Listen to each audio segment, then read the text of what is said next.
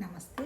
మనము భగవద్గీతను ప్రస్తుత పరిస్థితుల్లో అంటే ఎలా తేలికగా అర్థం చేసుకొని, దాన్ని ఆచరణకు తెచ్చుకొని, ఆ అనుభవ స్థితిలో ఉండాలి అనేటువంటి విషయాన్ని మనం మాట్లాడుకుంటున్నాము. నిజం చెప్పాలంటే అసలు స్థితి అంటే ఏంటి? నిజంగా మన స్థితి ఏంటి? నేనొక శరీరం, నాకొక పేరుంది, నేనొక భార్యని, ఆ తర్వాత నేనొక తల్లిని, నేనొక అత్తగారిని. అంటే ఇవన్నీ కూడా నా కండిషన్స్. అంతేకాదు నేను పుట్టినప్పటి నుంచి నేను వెళ్ళేంత వరకు నా స్థితి అయింది ఇదే కదా స్థితి. ఈ స్థితికి ఇంకా ఇంకేం ముఖ్యం అనుకుంటున్నాం మనము. దాన్ని ఏమంటారు? భార్య, పుత్రులు, ఆస్తులు, అంతే కదా. వాటిని విత్తేషణ, తర్వాత పుత్రేషణ, తర్వాత భార్యకు సంబంధించిందో భర్తకు సంబంధించిందో అన్నారు. అంటే ఏంటి? మన శరీరానికి, ఈ పేరున్నటువంటి ఈ శరీరానికి, ఈ ప్రాణం ఉన్న ఈ శరీరానికి, ఈ మనసున్న ఈ శరీరానికి స్థితి ఏంటి?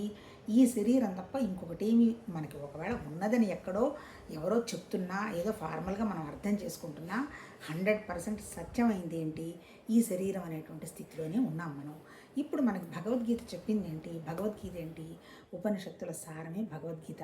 ఉపనిషత్తులు అంటే వేదాల్లో ఉన్నటువంటి చివరిగా చెప్పినటువంటి జ్ఞానం. అంటే మిగిలినవన్నీ కూడా ఇప్పుడు నేను మాట్లాడినట్టు మన శరీరానికి సంబంధించి, మన ప్రాణానికి సంబంధించి, మన మనసుకు సంబంధించి, తర్వాత మన కోరికలకు సంబంధించి ఎలా ఎలా ఉపాసన చేయాలి, ఎలా ఎలా కర్మ నిర్వర్తించాలి, కర్మను అనుష్ఠానంగా ఎలాగ ధర్మాన్ని పాటించాలి అనేటువంటి విషయం చెప్పినది వేదం. అంటే ఏంటి? వేదం అంటే తెలుసుకోవటం, అంతే కదా. ముందు అసలు ఒక స్థితి నుంచి మొదలు కావాలిగా. మన స్థితి మనకి ఇక్కడ కనపడుతుంది కదా. అందుకని దాన్ని అనుసరించి ఏం చేశారు? అల్టిమేట్ ఏంటి? జ్ఞానంలో ఏం చెప్పటం జరిగింది? జ్ఞానం అంటే ఏంటి? ఉపనిషత్తుల సారం. మొత్తం అసలు వండర్ ఏంటంటే, ఈ ప్రపంచంలో రెండే వండర్స్ అన్నారు. ఒకటేమో గ్రహాలకు సంబంధించిన విషయము, రెండోదేమో ఉపనిషత్తుల చెప్పినటువంటి ఆ మన ఋషుల యొక్క మేధా సంపత్తి. ఎంత వండర్ఫుల్గా అంటే ఏంటి?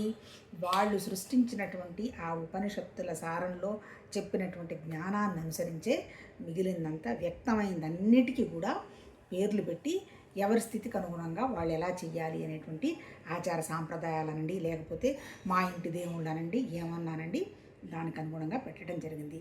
అల్టిమేట్ వాళ్ళ జ్ఞానం ఏంటి? చివరికి ఇవన్నీ చెయ్యంగా అయినా అసలు విషయం ఏంది అనేటువంటి సత్యం కనుక్కుంటారు అనేటువంటి విషయంగా రూపొందించడం జరిగింది. మనం ఏదైనా సరే, మనం ఏది కావాలంటే అది పొందగలిగేటువంటి మానసికమైన మనస్సుకి ఆ శక్తి ఉంది, అంతే కదా. అంటే మన మనస్సుకి మన కోరికలను తీర్చుకోగలిగిన శక్తి ఉంది. దాన్నే ఏమన్నారు? జ్ఞానశక్తి, ఇచ్ఛాశక్తి, క్రియాశక్తి అన్నారు.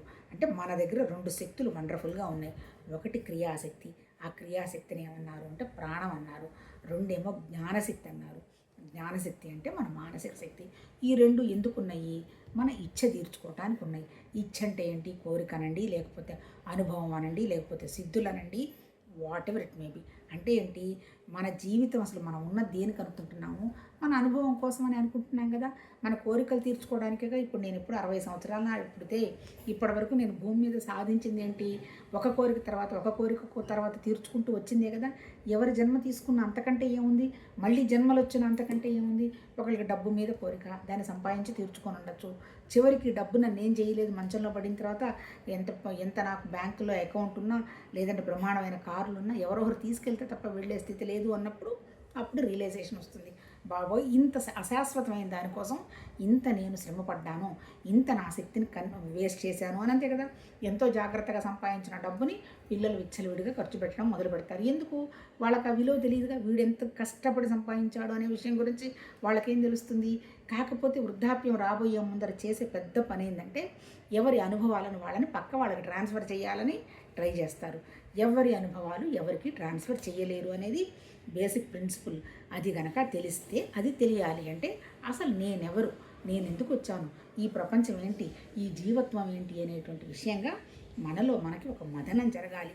ఆ మథనం జరిగినప్పుడు ఏంటిది అనేటువంటి విషయంగా మనం విచారణ చేయటం మొదలుపెట్టాం. ఈ విచారణలో కూడా ఎవరి భావాలు వాళ్ళవే. ఇప్పుడు నాకు అర్థమైన భావాలే నేను చెప్తున్నాను, అంతే కదా. నాకు అర్థమైన భావం అంటే ఏంటి? నాకు అద్వైతం అంటే చాలా నా మనసుకి టచ్ అయింది అనుకుంటా నేను. అద్వైతం అంటే ఏంటి? ద్వైతం అంటే ఏంటి? రెండు. ఒకటి దేవుడు ఉన్నాడు, ఇక్కడ నేను కూర్చున్నాను, పూజ చేస్తున్నాను, ఆయన నన్ను కాపాడుతున్నాడు, అది ద్వైతం. విశిష్టాద్వైతమైన అంతే, ఆ తర్వాత శివాద్వైతమైన అంతే, ఆ తర్వాత ఎవరు చెప్పినా అద్వైతంలో రెండు ఉంటాయి. ఒకటి చేసేవాడు, ఒకటి చేస్తున్నవాడు. అక్కడ కూడా మళ్ళీ నిజం చెప్పాలంటే ఒకటి కర్మ, ఒకటి లోపల జ్ఞానం. ఈ రెండును దాటి ఏమీ లేదు. ఈ రెండుని దాటి గ్రహించింది కూడా ఏమీ లేదు. అంటే తెలియదు నిజం చెప్పాలంటే. ఇవి ద్వైతం. తర్వాత ఇంకోటి ఏంటి, విశిష్టాద్వైతం అంటే ఏంటి, ఎవరు నమ్మింది వాళ్ళదే. విష్ణుమూర్తి నమ్మారు, విష్ణుమూర్తి వెంకటేశ్వర స్వామి వాళ్ళకి తప్ప ఇంకొకటి ఏమీ లేదు అని విశిష్టాద్వైతం. తర్వాత మధ్వులు వాళ్ళది ఇంకొక అద్వైతం ఉంది. అదేంటి, నేను ఈ శివుడు తప్ప ఇంకొక దేవుడు లేడు అనేది వాళ్ళది. సరే, మతాల గురించి మనం చెప్పపని లేదు, ఎవరు నమ్మింది వాళ్ళది, అంతే కదా. కానీ భగవద్గీతలో ఏం చెప్పింది, మీరు ఏ రకంగా నమ్మినా అల్టిమేట్గా మీరు నన్నే పూజిస్తున్నట్టు లెక్క అన్నది. అంటే అర్థం ఏంటి, ఆ పరమాత్మతత్వం అనేది నిరాకారం, నిశ్చలం, నిర్గుణం, అనంతం, ఒకటే. మరి ఒకటే అయినప్పుడు మనందరిలో ఉన్నది కూడా ఒకటే అని చెప్పాడు. ఎట్లా ఒకటని చెప్పాడు, అష్టప్రకృతుల్లాగా వ్యక్తమైందంతా ప్రకృతి అంతా అష్టప్రకృతుల లెక్కలో నానించే వ్యక్తమైంది. పంచభూతాలు, మనసు, బుద్ధి, అహంకారం, దాంతోపాటు జీవ చైతన్యం అని చెబుతూ ఇంకా ఏం చెప్పాడు, ముక్కోటి దేవతలు నానించి వచ్చిన వాళ్ళే అన్నారు. ముక్కోటి అంటే ఏంటి, సృష్టి మొదలైన తర్వాత, ప్రకృతి మొదలైన తర్వాత వచ్చిన వ్యవహారం ఏంటి, 3 గుణాలు, సత్వగుణం, తమోగుణం, రజోగుణం. అంటే ఏంటి, సృష్టి, స్థితి, లయ. ఈ సృష్టి, స్థితి, లయకు అనుగుణంగానే బ్రహ్మ, విష్ణు, మహేశ్వరులు పేర్లు పెట్టుకున్నారు. అవి బ్రహ్మ, విష్ణు, మహేశ్వరులు మరి 3 కూటాలు ఏర్పడ్డాయిగా. అంటే ముక్కోటి. కోటి అంటే ఏంటి, ఒక సమూహం. అంటే 3 సమూహాలు అయిపోయినాయి కదా. ఈ 3 సమూహాలకి సంబంధించి దేవతలు, ముక్కోటి దేవతలు. కోటి అంటే సమూహం అని అర్థం, కోట్లని కాదు. 33 కోట్ల దేవతలు అన్నారు కదా. ఈ ముగ్గురికి సంబంధించి ఒక సమూహం. ఆ తర్వాత ఆదిత్యుడు, సూర్యుడు కనపడుతున్నాడుగా, సూర్యుడికి అనుగుణంగా కలిపి తర్వాత 12 ఆదిత్యులు అన్నాడు. ఆ తర్వాత 11 రుద్రులు అన్నాడు. ఆ తర్వాత ఇంకేమన్నాడు, మానవ సృష్టి జరిగింది కదా, వీటిని 14 మనువులు అన్నారు. తర్వాత మనని కాపాడుతున్నది అనారోగ్యం, ఆరోగ్యం ఇవన్నీ చెప్తున్నది అశ్విని దేవతలు అన్నాడు. అంటే అర్థం ఏంటి, ఈ సృష్టిలో వ్యక్తమైన ప్రతిదీ నా నుంచి వ్యక్తమైంది అని చెప్పాడు. కానీ మనం ఏం చేశాము, ఎవరు ఏది పాటిస్తూ ఉంటే అది నచ్చితే, దానివల్ల నాకు లాభం కలిగింది, నువ్వు కూడా ఇది చెయ్యవయ్యా అని చెప్పినప్పుడు మన బుద్ధికి అంటే విచక్షణ ఉంది లేదని కాదు, ఎంతసేపటికంటే కోరికలు తీర్చుకోవడానికి ఈజీ మార్గాలే మనం ఎన్నుకున్నాం. అందుకని అక్కడికి పోయి నువ్వు తిరుపతి వెళ్ళి హాయిగా నేను పోయేసి వచ్చాను, నడిచి వచ్చాను, నాకు కావాల్సిన కోరికలు నెరవేరాయి, అలాగే నేను ఈ ఉపవాసం ఉన్నాను, నెరవేరింది, ఇదిగో ఈ ఈశ్వరుడు మంచివాడు, ఈ విష్ణుమూర్తి మంచివాడు, ఈ అమ్మవారు, కొత్త అమ్మవార్లు మళ్ళీ చాలామంది వచ్చారు కదా, సంతోష మాతని, ఆ మాతని, ఈ మాతని, ఇవన్నీ చేసిన వాళ్ళు ఎవరన్నా వాళ్ళు పొందితే పక్క వాళ్ళకి చెప్తే దానివల్ల లాభం ఉందని వాళ్ళు చేసుకుంటూ పోయినారు. ఇక్కడ నేను ఎందుకు చేస్తున్నాను అనేటువంటి విషయం అవగాహనకి లేదు. ఇదంతా ఎప్పుడు వచ్చింది, ఎప్పటి నుంచి వచ్చిందో తెలియదు. దీనికి అసలు స్క్రిప్చరు, దాన్ని ఏమంటారు, డాక్యుమెంటేషన్ లేదు. నిజం చెప్పాలంటే సంస్కృతం కనిపెట్టిన తర్వాత, సంస్కృత భాష వచ్చిన తర్వాత, పాణిని దానికి వ్యాకరణ రాసిన తర్వాత అప్పుడు మాత్రమే పుస్తకాలు ఏర్పడ్డాయి. ఎప్పుడు పాణిని రాసింది, దాదాపు 2500 సంవత్సరాల నాడు మనకి క్రీస్తు శకం అయితే, క్రీకు పూర్వం ఇంకొక 10-1500 సంవత్సరాల నాడు అయి ఉండొచ్చు. అంటే పేపర్ మీద రాయడం జరిగింది ఎప్పుడు, 4-5 వేల సంవత్సరాల నాడే. మరి అంతకుముందు కొన్ని లక్షల సంవత్సరాల నాడు జరిగినవన్నీ కూడా రాసి పెట్టడం జరిగింది కదా. వాళ్ళ భావాలు అయి ఉండొచ్చు, లేదంటే ఆ ఋషులు ఆ స్థితిలో ఉండి వాళ్ళు గ్రహించుకొని ఉండొచ్చు. ఏమైనా అల్టిమేట్ ఏంది మాత్రం, ఉపనిషత్తులు వచ్చి ఫస్ట్ ఋగ్వేదం, యజుర్వేదం, సామవేదం, అథర్వణ వేదం, ఆ తర్వాత వచ్చినవి ఉపవేదాలు, వేదాంగాలు. అంటే ఏంటి, శిక్షాస్మృతి, అంటే సొసైటీ కంఫర్టబుల్గా నడవడానికి ఈ రూల్స్ పెట్టుకోవటం అనేటువంటి విషయం జరిగింది. కానీ ఆ రూల్స్ని చివరికి ఏం తీసుకెళ్లారు, మూఢాచారమైనటువంటి స్థితికి తీసుకెళ్ళి అసలు విషయాన్ని మర్చిపోయి కేవలం ఆ తోకలు ఉంటాయి అనుష్ఠానం. నాకు ఇవాళ అనుష్ఠానం లేదే నేను మంచినీళ్ళు తాగనమ్మా. ఎందుకు నువ్వు అనుష్ఠానం చేస్తున్నది, నువ్వు పవిత్రం చేసుకోవటానికి, నీ బుద్ధిని వికాసం చెందించుకోవడానికి.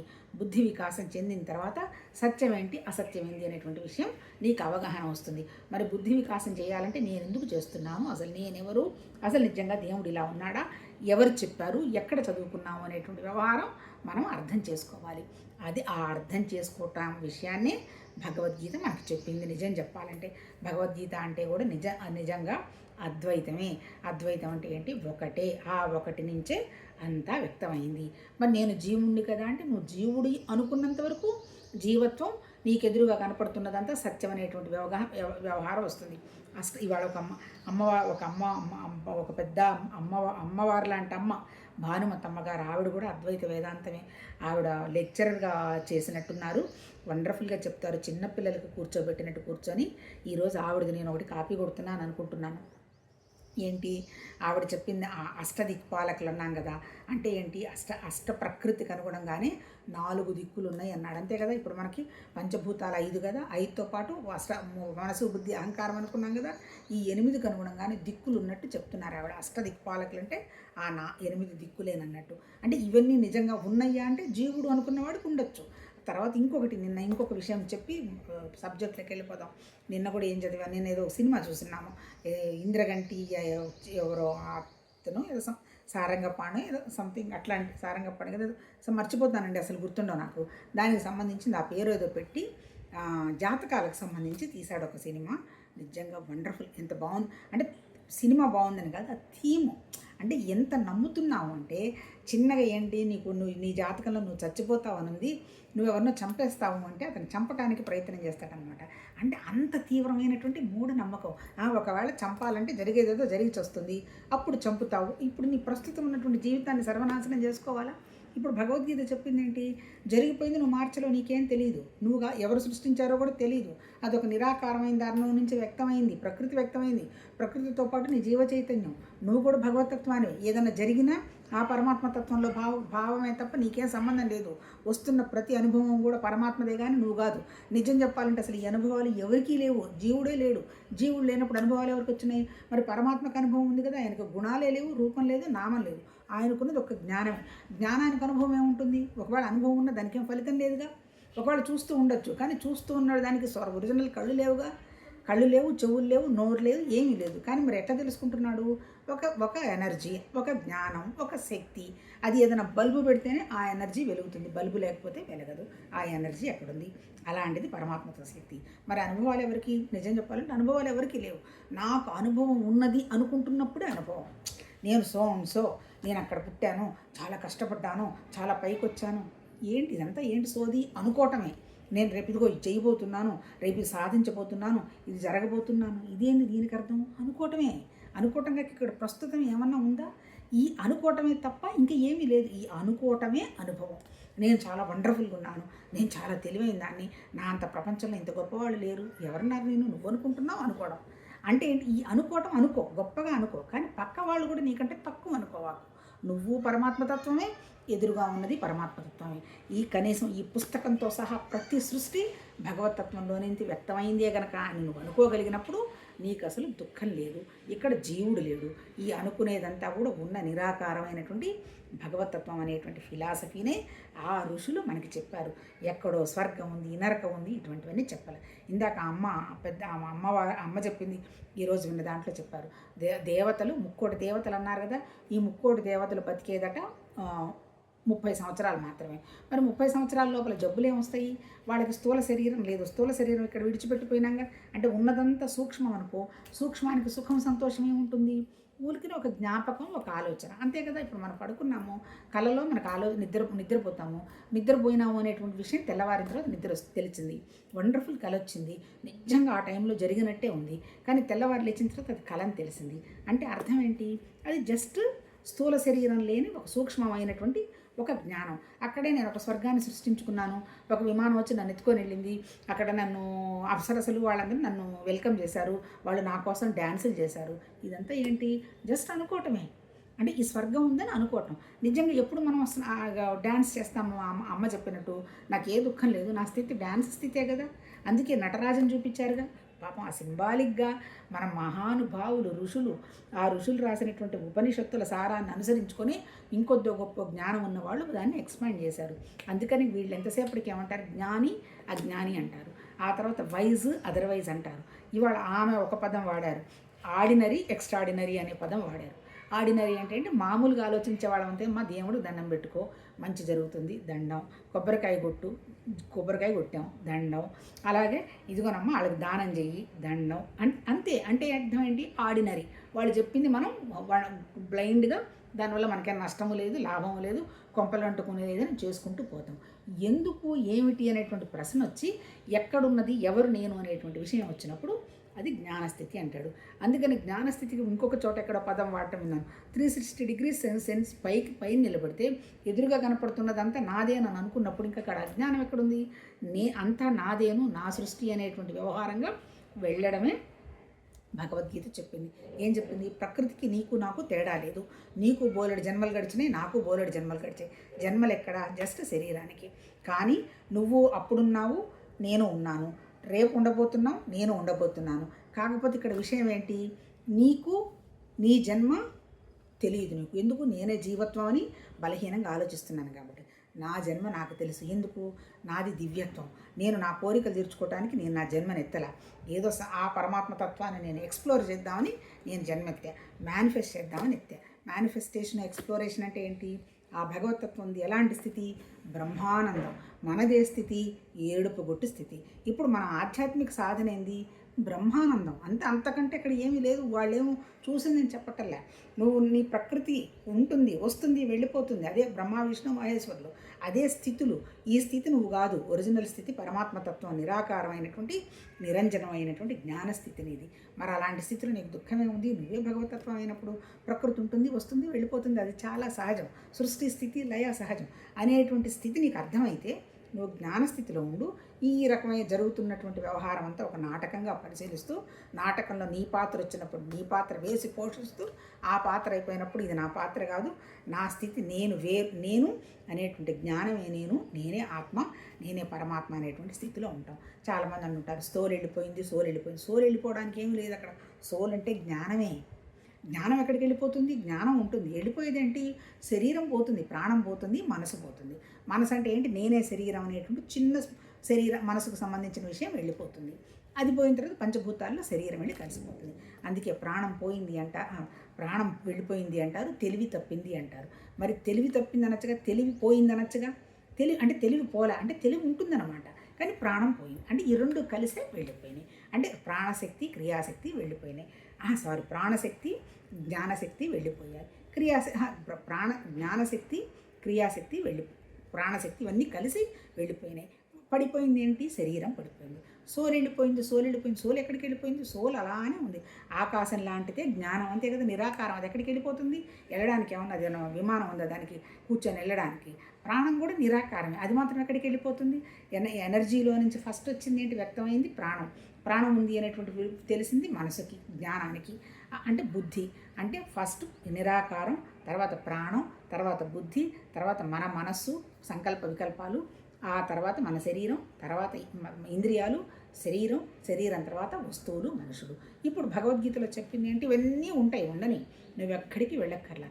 ఇవన్నీ కూడా అందులో విషయాలు, నాలోని విషయాలు అనేటువంటి గ్రహించి వాటికి ఎక్కువ టెన్షన్ పడకుండా నువ్వు చేయాల్సిన పని వండర్ఫుల్గా నీ ద్వారా అయ్యేట్టు చూస్తూ, నువ్వేంటి? నీ స్థితి ఏంది? నేను ఈ శరీరానికి సంబంధించినటువంటి స్థితి కాదు, లోపల ఉన్నటువంటి నా జ్ఞాన స్థితి, భగవతత్వ స్థితి, అదే ఆత్మ, అదే పరమాత్మ అనేటువంటి స్థితిలో ఉండడం. అందుకని ఏమని చెప్తున్నాడు భగవద్గీతలో? ఆత్మకి చావు లేదు అంటున్నాడు. ఆత్మ అంటే ఏంటి? జ్ఞానానికి చావేముంది? అదేమన్నా పుట్టుందా? దానికి ఏమైనా గుణాలు ఉన్నాయా? ఉన్నాయని మనం నేను ఇందాక చెప్పాను, అనుకుంటున్నాం. దానికి చావు ఉందని మనం అనుకుంటున్నాం. మనము ఎక్కడికో వెళ్ళిపోతామని మనం అనుకుంటున్నాం. మనము ఎక్కడికి వెళ్ళాం. ఎక్కడికి పోతుంది? మన జ్ఞానం వెళ్ళిపోతుంది, శరీరం పడిపోతుంది, అవి రెండు వెళ్ళి స్పేస్లో కలిసిపోతాయి. అంతే. అదే చెప్పటం జరిగిందబ్బా. నాకు అర్థమైంది. ఎందుకంటే నా భావం వచ్చి అద్వైతం, అంతకంటే రెండోది ఉన్నది అనేటువంటి విషయం మీద నాకెందుకు భగవంతుడి దయవల్ల తెలియదు, నమ్మకం లేదు. నేను నమ్మడం అయితే 100% ఉన్నది నిరాకారం. అది ఎక్కడో లేదు, మనతోనే ఉన్నది. మనం చేయాల్సింది ఏంటి? దుఃఖం అనే దాన్ని వదిలిపెట్టేసి, దుఃఖం లేదు, ఏమీ లేదు అనేటువంటి విషయం వదిలిపెట్టి, ఏ విషయం జరుగుతున్నా భగవతత్వ విషయం జరుగుతుంది, ఈ అనుభవం కూడా భగవతత్వం లాంటిదేననేటువంటి భావంతో ఉంటే మనకి ఏముండదు అనేటువంటి విషయం చెప్పటం జరిగింది. కాకపోతే దానికి కారణం ఏంటి? ఆ విషయాన్ని మనం అర్థం చేసుకోలేకుండా ఉండడానికి కారణం అజ్ఞానం అన్నాడు. అసలు మరి సృష్టి ఉన్నట్టుగా కనపడుతున్న దానికి కారణం ఏంటి? అది కూడా మాయా అన్నాడు. ఎందుకు? ఆయనకు వచ్చినటువంటి ఆలోచనే కదా. ఆ నిరాకారమైనటువంటి శక్తిలో సృష్టి స్థితి లయ ఉంటుంది, ప్రకృతి గుణాలు ఉంటాయి అనేటువంటి వచ్చినటువంటి ఆలోచనే కదా, మాయే కదా. మాయ అంటే లిమిట్ చేసేది అని అర్థం. అంటే కొన్నాళ్ళు ఉంటుంది, కొన్నాళ్ళకి వెళ్ళిపోయేది మాయ. అసలు ఏమి వెళ్లకుండా పర్మనెంట్గా ఉండేది నిరాకారమైన శక్తి. ఆ శక్తి మన దగ్గర కూడా ఉన్నది. అందుకని ఏంటి? సృష్టి ఎందుకు వచ్చింది అంటే కార్యకారణాలు దాటిన స్థితి అది. అందుకని ఎందుకు వచ్చింది, ఎవరు వచ్చారు, ఎలా వచ్చింది అనేటువంటి ఆన్సర్లు లేవు. మరి మన సృష్టి ఎందుకు వచ్చింది? మన సృష్టికి కారణం ఏం చెప్తున్నాడు? ప్రకృతి గుణాలు, మన అజ్ఞానం అంటున్నాడు. అంతే కదా, కార్యకారణం ఫలితం ఆశించుకుంటూ పోయేటువంటి మన గుణము, మన అజ్ఞానమే దీనికి కారణం అంటున్నాడు. ఇప్పుడు నువ్వు కూడా నిరాకారంగా ఉండి నా సృష్టికి నా కారణం లేదు, ఫలితం లేదు, ఆ తర్వాత ప్రారంధం లేదు, సంచితం లేదు, ఆగామి లేదు, ఇదంతా కూడా పరమాత్మతత్వం అయినటువంటి ఒక నాటకం. ఆ నాటకంలో ఒక రోల్ జరుగుతుంది, ఏదన్నా కానీ నాకేం సంబంధం లేదు అనేటువంటి భావంగా కనుక నువ్వు అనుకుంటూ, ఆ అనుకోవటాన్ని బ్రహ్మాకార వృత్తి అనుకుంటారు. ఆ అనుకోవటంలోనే విపరీతమైన ఆనందం ఉంటుంది. మీరు అబ్జర్వ్ చేస్తే అంతే కదా. ఎవరో నన్ను చెక్ చేసుకుంటున్నారు, ఏదో జరుగుతుంది అంటే భయం లేదు, భగవతత్వమే అంతా ఉంది, మనకేం సంబంధం లేదు అంటే ఇంకేం లేదు. అలా ఆ బ్రహ్మాకార వృత్తిని అనుకుంటూ చివరికి ఆ బ్రహ్మాకార వృత్తి కూడా లేదు, అది నేనేననేటువంటి బీయింగ్ స్థితికి రావడమే ఆధ్యాత్మిక సాధన. అదే భగవద్గీత కూడా చెప్పింది. అందుకని ఆయన అన్ని రకాలుగా మనని కన్విన్స్ చేయడానికి 18 చాప్టర్లు రాశాడు. ఫస్ట్ చాప్టర్ ఏంది? అర్జునుడిది విషాద యోగం. ఎందుకు విషాదం? నాది అనేటువంటి భావమే అహంకారం, మమకారమే విషాదం. ఈ అహంకారం మమకారం పోవాలంటే నీ దగ్గర ఉన్న శరీరంతో ఏమో నువ్వు నిష్కామంగా చేసేసి యోగ స్థితిలో ఉన్నావు అంటే అప్పుడు నీకే ఫలితాలు నీకు అంటవు. నీ శరీరాన్ని ధర్మంగా ఉపయోగించి చివరికి ధర్మం కూడా లేదు. అంతేకాదు జీవుడికే ధర్మం అధర్మం, పరమాత్మతత్వానికి ధర్మం అధర్మం ఏముంటుంది? ఇప్పుడు నువ్వు జీవత్వ స్థితి దాటి జరుగుతున్నదంతా భగవతత్వమే పని నా ద్వారా జరుగుతుందని దానివల్ల నుంచి నువ్వు ఏమీ ఆశించకుండా కనుక ఉంటే నిష్కామ కర్మ జరిగి నీ బుద్ధి నిశ్చలమై ఆ తర్వాత యోగం అంటే ఏంది? నీ దగ్గర నేను ఇబ్బంది పెడుతున్నది నీ మనసు. ఈ మనసు ద్వారా చూస్తున్నవి ఇంద్రియాలను జాగ్రత్తగా తీసుకొచ్చి ఒకే విషయం మీద పెట్టావంటే మనసు మీద నీకు పట్టు వస్తుంది. అప్పుడు నీకు మనసు ఒకే విషయం మీదకి వస్తుంది. ఆ తర్వాత నీకు భక్తి అంటే ఏంటి? ఉపాసన, అనన్యమైన భక్తి ఒకటే ఉందని అనేటువంటి విషయం కనుక నువ్వు పెట్టావు అంటే అప్పుడు కూడా నీ బుద్ధి వచ్చేస్తుంది. అల్టిమేట్ ఏంటి? జ్ఞానం నిరాకారం అయిందేను, అది ఎక్కడో లేదు, అది మనతోనే ఉంది. కాకపోతే ఏంది? నీ మనసు, నీ నీ నీ నీ బుద్ధి, ఇటువంటివన్నీ కూడా నిశ్చలానికి వచ్చి నీకు కావలసినటువంటి నీ ఇంద్రియాల మీద నీకు అవగాహన వచ్చినప్పుడు, ఒకే విషయం మీద నువ్వు ఫోకస్ పెట్టినప్పుడు భక్తిగా, అప్పుడు నువ్వు విషయాన్ని అర్థం చేసుకుంటావు. అదే జ్ఞానం అంటే కూడా మళ్ళీ ఇంకో పెద్ద ఎక్కడో ఏమీ రాకెట్ సైన్స్ కాదు, నిరాకారమైనటువంటి శక్తిలో నుంచే మొత్తం అంతా వ్యక్తమైంది. అందులో అది కూడా నీలోనే ఉంది. నీలోనే కాదు, చీమ దగ్గర నుంచి స్వామీజీ వరకు ఉన్నదంతా అదే భగవతత్వ శక్తి, అదే ప్రాణశక్తి. ఆ ప్రాణశక్తి ఉన్నది, శరీరం ఉంది అనేటువంటి విషయమే జ్ఞానం అని చెప్తూ ఇప్పుడు మనం 13వ చాప్టర్ క్షేత్రజ్ఞ విభాగం మాట్లాడుకుంటున్నాం. క్షేత్రం అంటే ఈ ప్రకృతిలో నుంచి వచ్చినటువంటి 8 తత్వాలతో పాటు 24 తత్వాలతోటి ఇంద్రుడు అన్నాడు కదా. ఇంద్రియాలంటే ఏంటి? ఇందాక 23 తత్వాలు, గుణాలు అంటే ఏంటి? పంచభూతాలకు అనుగుణంగా ఉన్నటువంటి స్పర్శ, శబ్ద స్పర్శ, రూప, రస, గంధ, వాటికి సంబంధించినటువంటి మన దగ్గర ఉన్నటువంటి జ్ఞానేంద్రియాలు, ఆ తర్వాత మన చేతులు వాటితో చేసేటువంటి కర్మేంద్రియాలు, ఆ తర్వాత ఇంకేంటి?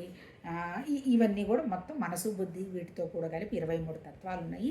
ఈ 23 తత్వాలు ఉన్నటువంటి నీ క్షేత్రానికి ఉన్నటువంటి లక్షణాలు ఏంటి? ఇష్టం, అయిష్టం, అంతే కదా. మన జీవత్వంలో మనకేమున్నాయి? వాళ్ళు మంచివాళ్ళు కాదు, వీళ్ళు మంచివాళ్ళు కాదు, నాకు అది ఇష్టం, నాకు ఇది ఇష్టం లేదు, ఇంతేగా. ఆ కోరిక, ఈ కోరిక, అక్కడికి పోదాం, ఇక్కడికి పోదాం, ఇంతకంటే ఏమన్నా? అలాగే స్థూల శరీరం ఉంటుంది మన దగ్గర, అంతే కదా. కాసేపు నడవగలదు, కాసేపు నడవలేదు. నడిచినంతకాలం దీన్ని ఇష్టం వచ్చినప్పుడు లోపల మనసుని తిప్పటం, ఈ శరీరాన్ని తిప్పటం, ఇంతకంటే మనం చేసేది ఏమీ లేదు. చేస్తున్నాం అంతే కదా. నిజంగా చెప్పాలంటే ఇది. ఆ తర్వాత ఇంకోటి ఏంటి? చైతన్యం ఉంది. ఆ చైతన్యం ఉండబట్టి ఈ శరీరాన్ని తిప్పుతున్నాం. అది ఇవి మన లక్షణాలు. ఇక్కడ ఏం చెప్పాడు? అందుకని ఈ క్షేత్రానికి ఉన్నటువంటి అజ్ఞానం నువ్వు తొలగించుకోవాలి అంటే నువ్వు జ్ఞానం పొందించుకో, ఐడెంటిటీ తీసేసుకో, డంబాలకు పోవకు, క్షమించు, ఆ తర్వాత హింస పెట్టకు, నీ మనసుని జాగ్రత్తగా పెట్టుకో, ఇంద్రియాల మీద పట్టు సంపాదించు, భగవతత్వం తప్ప ఇంకోటి లేదనేటువంటి అవగాహనతో ఉండు. ఇలాంటి లక్షణాలన్నీ నువ్వు ఎప్పుడైతే పెంచుకున్నావో నీ దగ్గర ఉన్న అజ్ఞానం లైట్ వేస్తే పోయినట్టుగా నీ దగ్గర చీకటి వెళ్ళిపోతుంది. ఇది నీ క్షేత్రము. తర్వాత భగవత్ అని చెప్పి క్షేత్రం గురించి చెప్తూ, ఈ క్షేత్రజ్ఞత అంటే ఏంటి? నిరాకారంగా వ్యాపించున్నటువంటి అనంతమైన ఆది అనాది సనాతన తత్వమైనటువంటి భగవతత్వమే జ్ఞానం.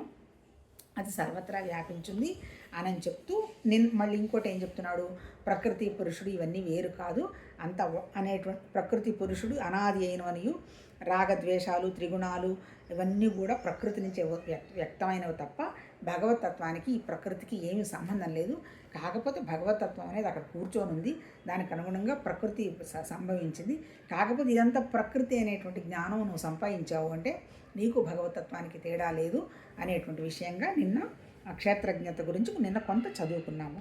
ఈరోజు కంటిన్యూ చేద్దాం మళ్ళీ ఇంకొకసారి మొదలుపెట్టి. ఆ తర్వాత ఈ క్షేత్రాన్ని గురించి తెలుసుకోవాలంటే ఏం చెప్పాడు, ఎలా తెలుసుకుంటాము అనే దాని గురించి ఒకళ్ళు ధ్యానం చేసి హృదయంలో గ్రహిస్తారు. గ్రహించడం అంటే నిరాకారమేగా.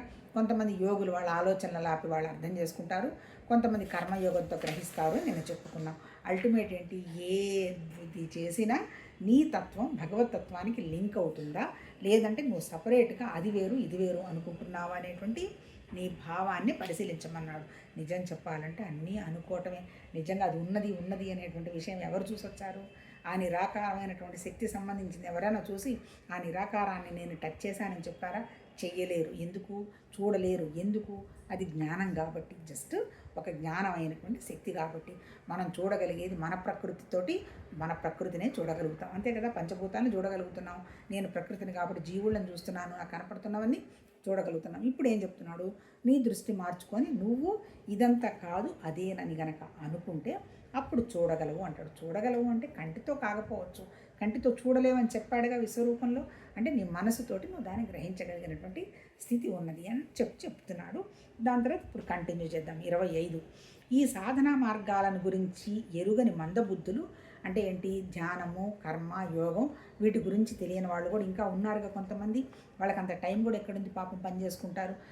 మన ఒక అమ్మాయిని అడిగాను, నువ్వు వింటావా అంటే, ఎక్కడమ్మా నాకు టైము, రాత్రి కూడా నేను పడుకున్నానంటే నేనేం చేస్తున్నానో నాకు తెలియదమ్మా అంటుంది. అందరం భగవంతుడి దేవల ఆ స్థితిలో నుంచి వచ్చిన వాళ్ళమే. అంతే కదా. ఎలా టైం ఉంటుంది అన్నీ చూసుకుంటూ చేయాలంటే? అందుకని ఏం చెప్తున్నాడు, అలా ఒకవేళ ఆ విషయాలు తెలియకపోయినా ఎవరిని మన ఋషులు వదిలిపెట్టలా. అందరూ ఏదో ఒకటి చేసుకొని వాళ్ళ మానసిక స్థితి, జ్ఞానసిక శక్తిని పెంచుకోవటానికే చెప్పడం జరిగింది. ఆ వ్యవహారంగానే ఇంతమంది దేవతలు, సృష్టి అదంతా కూడా వాళ్ళు చేయడం జరిగింది. నిరాకారమైన దాంట్లో నుంచి వ్యక్తమైందే ఇదంతా. ఇక్కడ ఏం చెప్తున్నాడు, ఈ సాధనా మార్గాల గురించి ఎరగని మందబుద్ధులు తత్వజ్ఞానం గల ఇతరుల నుండి విని తదనుసారంగా ఉపాసనలు చేయుదురు. ఇప్పుడు ప్రవచనాలు చెప్తున్నారు కదా, వాళ్ళ ద్వారా వాళ్ళు చెప్పిన మనం విని వాళ్ళు చెప్పినట్టు చేయొచ్చు. కానీ అక్కడ కూడా మన బుద్ధిని ఉపయోగించాలబ్బా. ఇది నన్ను దైవత్వానికి తీసుకెళ్తుందా, ఇది వెనక్కి తీసుకెళ్తుందా అని ఆలోచించాలి. అనుష్ఠానం అనేది మనం డిసిప్లిన్ చేయడానికి అవసరమే. పొద్దున్నే నిద్ర లేవడం, స్నానం చేయడం, దేవుడు దండం పెట్టుకోవడం, ఏ దీపారాధన చేసుకోవడం ఓకే, మంచిదే. కాకపోతే అది కొంత చేసిన తర్వాత ఏంటి దీపారాధన అంటే అనేటువంటి ప్రశ్నలు మనకి కలగాలి. అలా కాకుండా ఇదిగో నువ్వు ఎడం వైపు కూర్చొని నెత్తి మీద ఇది వేసుకున్నామనుకో నీకు మంచి జరుగుతుంది అన్నారనుకో, అర్థం ఏంటి? ఎడం వైపు హృదయం ఉంటుంది కాబట్టి ఆ భర్తకి భార్య పక్క పక్కన హృదయాలు టచ్ అయ్యేట్టుగా కూర్చోమని చెప్తారు. అర్థం అది. అంటే ఏంటి, మనకి చెప్పిన ప్రతి విషయంలో కూడా మనకు ఒక అర్థం ఉంది. పసుపు వాడమన్నారు, ఇప్పుడు ఏం చెప్తున్నారు, యాంటీ బ్యాక్టీరియల్ని వస్తున్నారు. అంటే ఆ రోజుల్లోనే ఋషులు వాళ్ళ అనుభవానికి తెచ్చుకున్నారు. నేను ఎప్పుడన్నా ఒకప్పుడు భోజనం వడ్డించినప్పుడు చాలా వండర్ఫుల్గా ఫీల్ అయ్యేవాళ్ళు.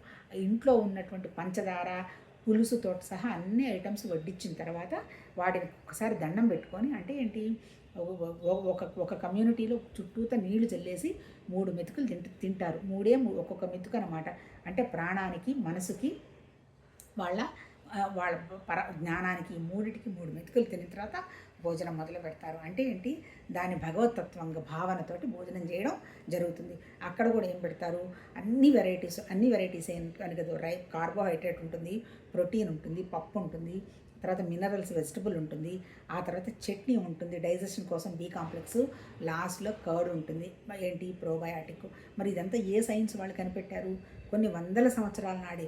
అంటే ఏంటి, ఆ భోజనం అనే దాన్ని వాళ్ళు ఏం చేసేవాళ్ళు, ఎట్లా పడితే అట్లా టీవీ చూస్తూనో, పిచ్చిగా స్నానం చేస్తూనో, డైనింగ్ టేబుల్ మీద కూర్చొనో తినేవాళ్ళు కాదు. వాళ్ళకి కావాల్సినటువంటి మంచినీళ్ళు పెట్టుకొని అదొక యజ్ఞంలాగా తినేవాళ్ళు. మేము చూసాం వాళ్ళని. అంటే ఎంత హాయిగా భోంచేసేవాళ్ళు అంటే అంత మంచిగా చేసేవాళ్ళు. అది కూడా ఒక పూటే తినేవాళ్ళు. అందుకని ఆ రోజుల్లో చెప్పేవాళ్ళు, యోగి ఒక పూట, భోగి 2 పూటలు, రోగి ఎన్ని పూటలైనా తిన్నా.